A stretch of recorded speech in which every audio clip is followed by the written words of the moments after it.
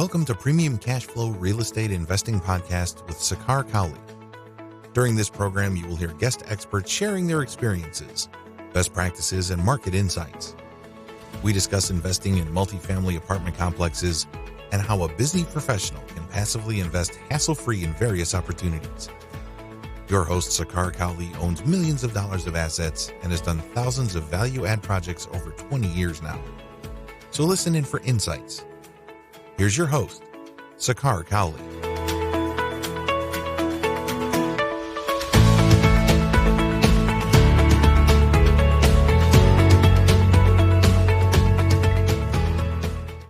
Welcome to another edition of Premium Cashflow Podcast.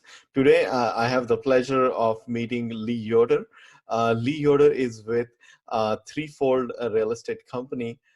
Their company is based out of Cincinnati, and they have done several apartment projects where they have done intense work and repositioned several units and buildings. And we're kind of going to get into the details and the nitty-gritty of his story and kind of learn about the first few steps that someone should take to get into the business and what would be sort of a tangible path for someone on a limited budget and limited education to kind of, unravel as to how we can learn and things like that. So let's get in the show.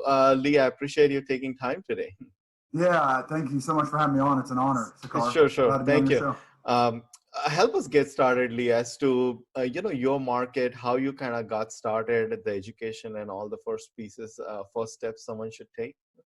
Yeah, absolutely. Well, like many people, I was in a corporate job, doing pretty well, moving up the corporate ladder, but just, putting in a ton of time, trading a lot of time and energy, time away from my family and our young kids to climb the corporate ladder. And, I had a friend kind of turn me on a little bit to the real estate investing and thought, man, maybe there's a different path where I can work really hard, do something exciting because I was enjoying my work, but my wife wasn't enjoying, life without me. And I had some young kids growing up without me there for a little bit, or just too much without me. I mean, I was there a little bit, but yeah, so started looking into that and, went down that path. I stepped away from that job actually and took another one where I took a significant pay cut, but I had more flexibility and free time. So just started going down the path of real estate with an idea of, doing something exciting, something I was passionate about, building something like I was doing on the corporate side, but kind of doing it at my own pace and kind of controlling it myself. So yeah, actually jumped in with a flip like many people do, bought a single family home to flip and kind of jumped in there. That's how I got my start.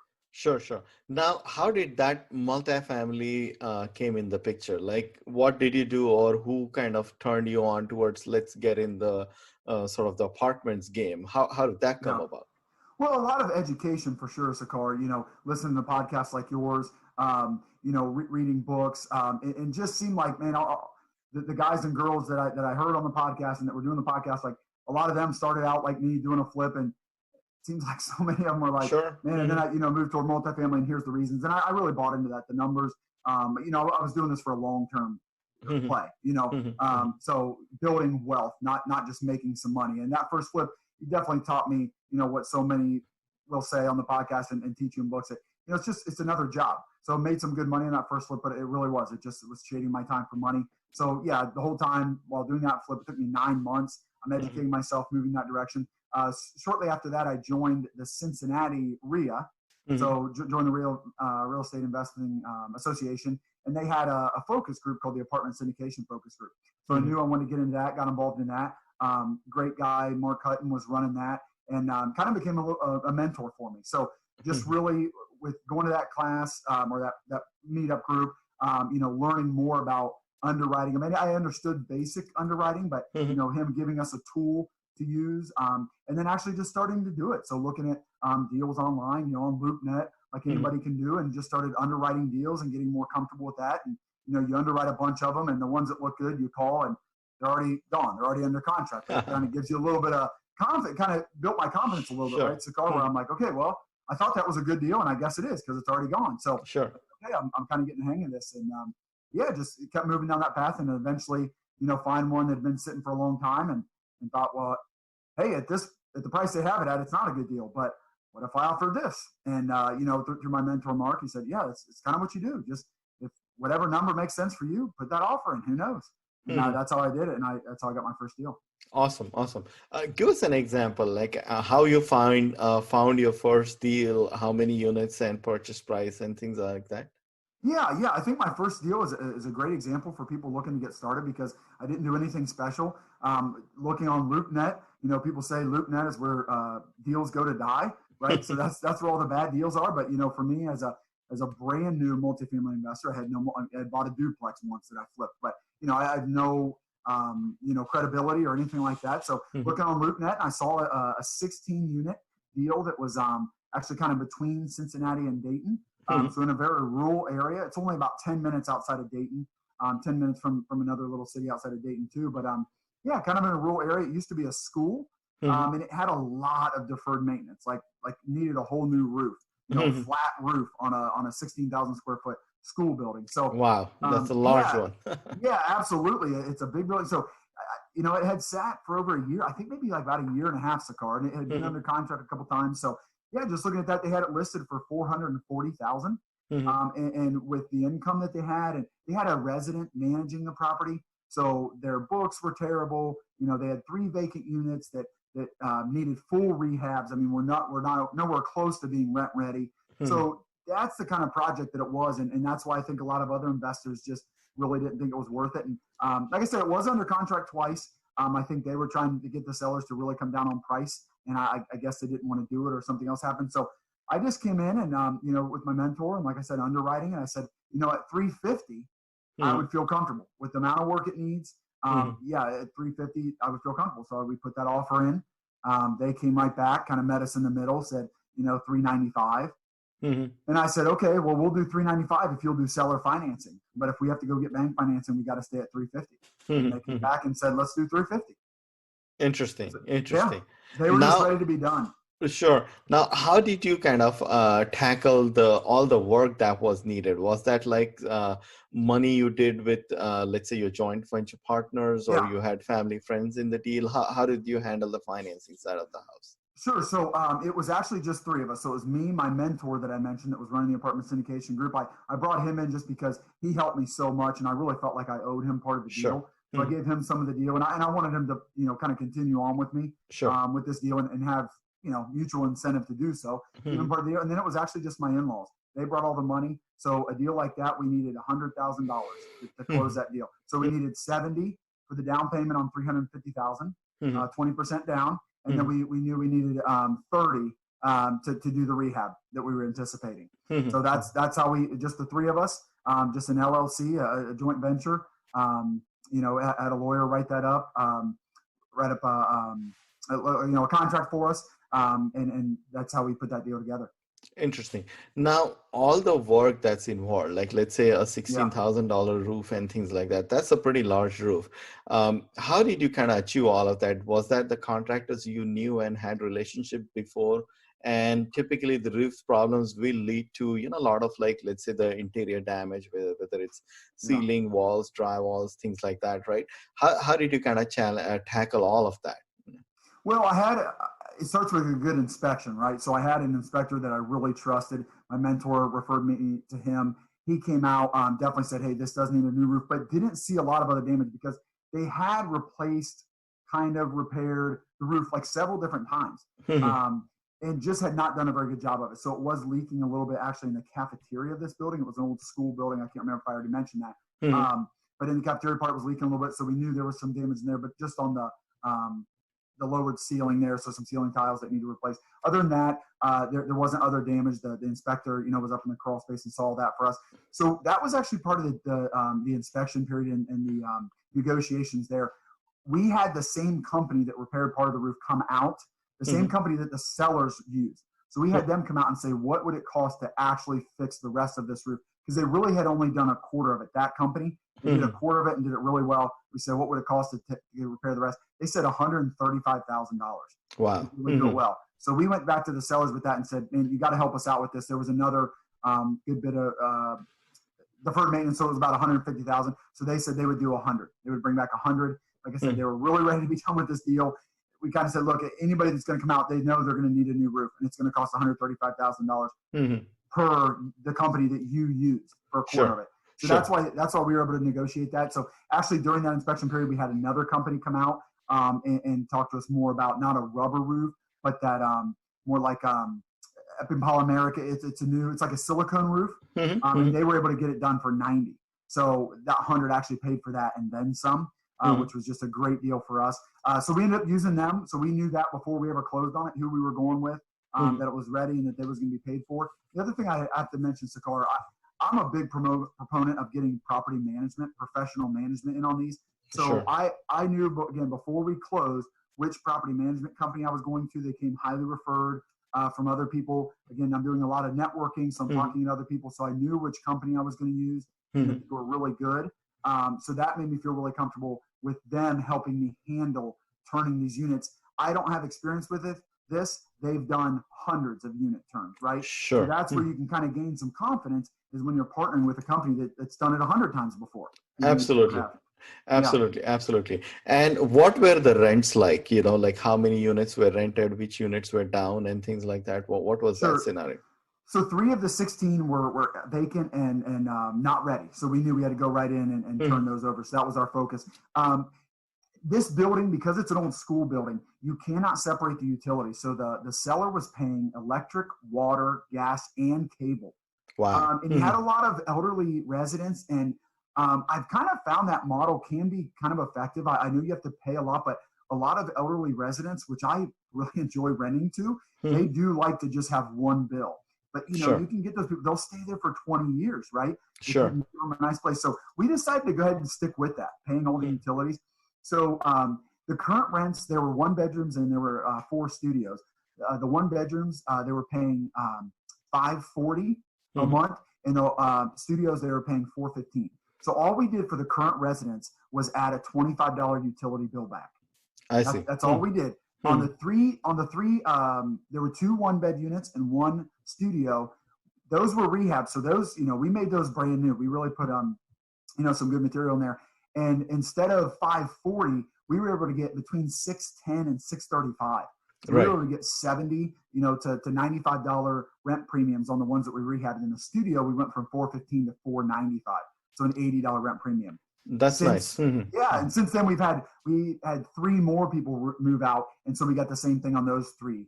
So yeah, big rent premiums on the ones that we've rehabbed. Sure. On the current tenants, we just added $25. Sure. Now, how did your your second deal come about? Well, the funny thing, I don't know if you heard people talk about the law of the first deal. Like once you get your first deal, things kind of start rolling. But it really happened for me. I put my second deal under contract the day we were closing on the first one.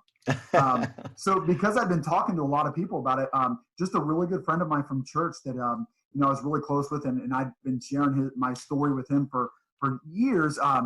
He was interested in investing with me, and a friend of his who was a realtor, just a residential realtor, had listed an 8 unit, and he sent it to me and said, "Hey, what do you think about this one?" I just kind of ran the numbers really quickly, and I said, it looked like an absolute steal. So I just, get it under contract. By this point, I realized, Sakar, you don't want to retrade and you don't want to get out of deals, but I did know, you can put a property under contract. If it ends up being terrible, you can get out of it. So I said, put it under contract. It looks like it's a steal. Put it under contract right now. So that's how I got the second one. The day we were closing on the first one, I said, he showed that to me. I said, put it under contract. And it really did end up being a fantastic deal. So we went through with it and closed on that one.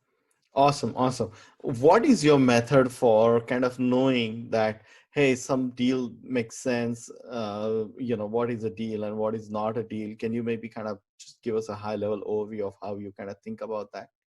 Yeah, one just kind of quick way to do it that I would just do in my head, like if he sent me that 8 unit, hopefully you know up front what the rents are going to be. Even if not, you would say, you would jump on it and do some research on apartments.com and some other ones. And what, that 8 unit, they were all 2-bed units. So, okay, what's a 2-bed unit renting for in that area? They did give us that information. So they showed us what the rents were in those 8 2-bed units. So we know what the rents are. We also knew that the tenants the residents were paying their own utilities. So I felt very comfortable saying that, and this is something my mentor and other people teach too. So anyway, add up the rents. Okay, this is what we're getting rent. So here's our rental income for a month times 12. Here's our annual rental income. We take 5% vacancy. Assume you're going to have 5% vacancy. So now here's our income after 5% vacancy. And then we chop that in half and say expenses are going to take 50% off. Right? Sure. So 50% off. And then we just take that. And, you got to decide on the cap rate. What are you comfortable with? And on that one, I think we bought it at like a 9 cap. So I felt very comfortable with that. We had some pictures, so we knew the units were in good shape. Decent shape. They really took care of the property. So, right there, that's why I said we got to jump all over this. 9 cap doesn't need a lot of work. It's a stable area, good property. It did have 2 vacancies, but they did fill one of those before we took it over. So, yeah, that's a quick way that I do it, Sakar. Sure. So basically a net income, and take 50% for expenses and kind of, compute whatever is the cap rate and come up with a value. And as long as your offer price would be somewhere in that strike distance, that you are kind of in the game. Exactly. Awesome. Exactly. That's a quick tip for our listeners. Now, what's the way forward now, Lee? Like, are you maybe looking at bigger deals, or are you exiting your current ones that you have? What's the today's scenario like? Well, the goal, Sakar, has always been to do bigger deals, like you and your team do. That's where we're headed. I've now added a partner because it's a team game, right? Like, taking on some of these smaller ones, I've been able to do that. But it is a lot of work managing both sides of the business, which I would say you are always looking for and marketing for deals, and you're always looking for and marketing for money, for the capital to take down the deal. So I feel like that's kind of 2 different sides. So I have partnered with actually a guy that worked on the corporate side with me. We built a division on that side, and he left as well. So now we're back together, kind of doing our own thing, which is really fun. So we want to go after the bigger properties. One thing that's been really fun, Sakar, has been seeing my investors. Like I said, on the first one was my in-laws. They had never invested in anything. All their money was in a savings account, and getting to see them have their money work for them. People talk about that. I've really seen that, not just for myself, but for my investors. So we're really excited about being able to do that with more people. And so we're going to go after bigger deals that will require more capital. So more investors, bring on more people, and go after those bigger deals. With the smaller ones, they've been great. But I do understand the economies of scale, and having a little bit higher quality property management. And, you can get big enough and have somebody on site and even offer a better level of service to the residents, but also better level of service to us as the investors, taking care of the property and doing things right. So I would like to go there. I will say it's hot right now, right? When I'm looking at deals, I mentioned, by that 8 unit a 9 cap, I haven't seen anything sniffing a 9 cap that's, the bigger properties. There's a lot of money chasing them. So we're being patient, and, we haven't found any of those yet. We've put in some offers on like between 40 and 100 units. I feel like that's kind of a sweet spot where the really big players, the big boys aren't going after those. So a little bit less money chasing those. So I think that's our next step, is to go kind of that in between 40 to 100 units, get more experience, and then go to 100. To answer your other question, we have brought these properties, the 16 and the 8, actually kind of full circle, and they're fully rented. We've replaced 7 residents in the 16 unit, people wanting to move out. We did have to evict one guy that we found out had a record. And then the 8 unit, we've actually replaced 6 of the residents, people just moving on. So got some big rent premiums there. So we've just added enough value. And like I said, because we do want to go bigger, we see this as an opportunity to sell these smaller properties in a great seller's market, right? Awesome. Sell high. So we are going to exit on a couple of those and try to take that capital and add more capital from other investors and go bigger. Sure. Good. Very happy to see your story there. And also now, as you kind of look for bigger deals and bring on more investors and things like that, how are you handling the marketing and, sort of building your base to attract more people and things like that? What would you say to some of that? Well, I would say, start with the network that you already have. So my partner and I, like I said, we worked on the corporate side. So we have a network from that. And it was a startup company. A lot of people working there that work really hard and make really good money. They would not have any time to invest on their own. So we've got some people in that network already interested, family and friends, and then the network grows from there. So I would say start there. I would also say social media is very powerful. I'm not into social media at all personally. I didn't have a Facebook page. I really wasn't doing anything on LinkedIn. I still don't have Twitter or Instagram, but I've seen just putting my stuff and talking to people and putting myself out there and networking and marketing on just Facebook and LinkedIn. I've seen the power of that, and just so many eyes getting to see that. So we've definitely done that. I have started my own podcast, and I just post that places, and it kind of gives you, some credibility of people in your network. And then, we're just growing it from there. We're, meeting more people. Bigger Pockets is a great place to network. So, I meet people on there and kind of tell them what we're doing, and just kind of keep spreading it organically like that. Awesome. And now your company, Threefold Real Estate Investing, right? Yes. Can you maybe give us like the central pillars of, what they stand for, and, what is your outlook towards looking at all of this? Yeah, so my wife and I came up with Threefold Real Estate Investing together.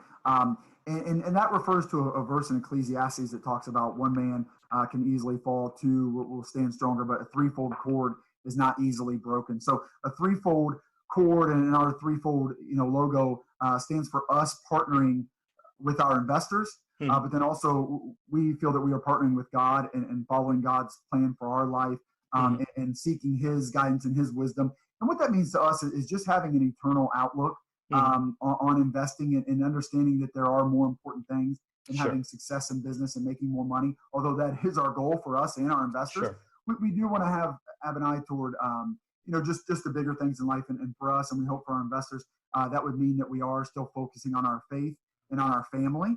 And what I try to do on my Threefold Real Estate Investing podcast is talk to people about why I think people should get into investing in real estate, specifically multifamily real estate.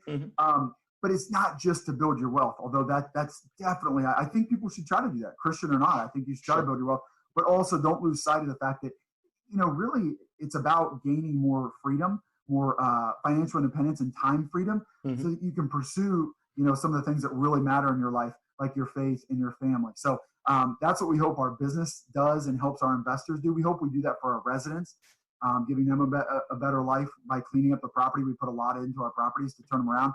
But we hope that we do that as a company and individually as well with our faith and our family. Sure. And I totally agree with you. The ethics, the values matter a whole lot.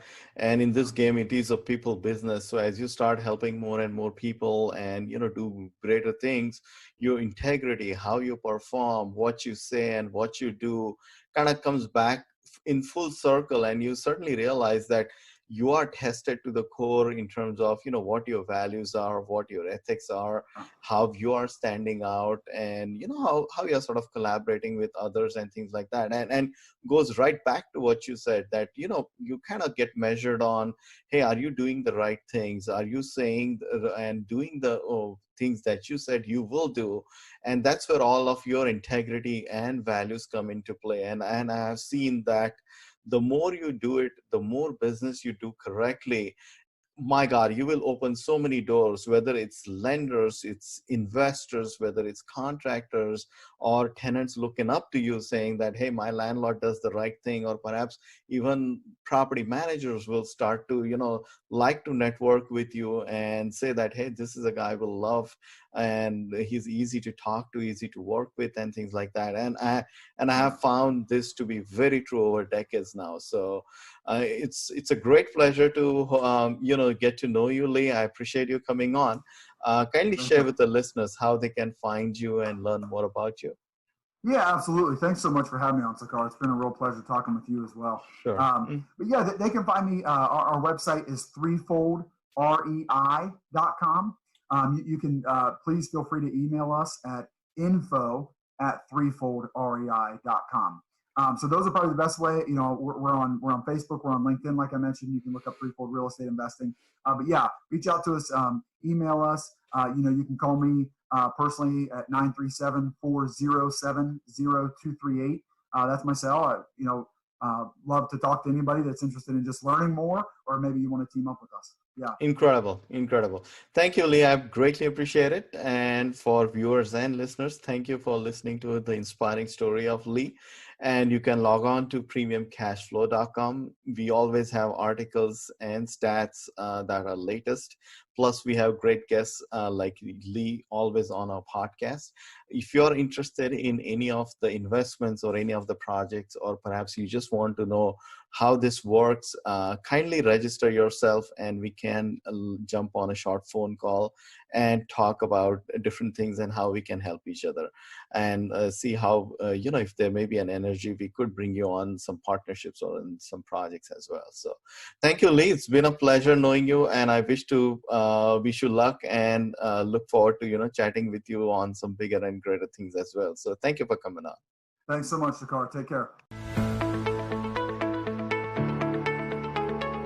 Thanks for listening to Premium Cashflow Real Estate Investing Podcast. Please join us at premiumcashflow.com to sign up for weekly updates, research articles, and more. We will see you again for another great interview with an expert guest.